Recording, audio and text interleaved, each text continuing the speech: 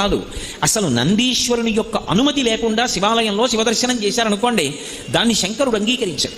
ఎందుచేత అంటే శివదర్శనాన్ని ఇవ్వడానికి మొట్టమొదట ఎవరు అనుగ్రహించాలి అంటే నందీశ్వరుడు అనుగ్రహించాలి. ఎక్కడి నుంచి వచ్చింది నందికా శక్తి శివపరివారంలో అంటే శిలాదుడు అని ఒక మహర్షి, ఆయన మహానుభావుడు.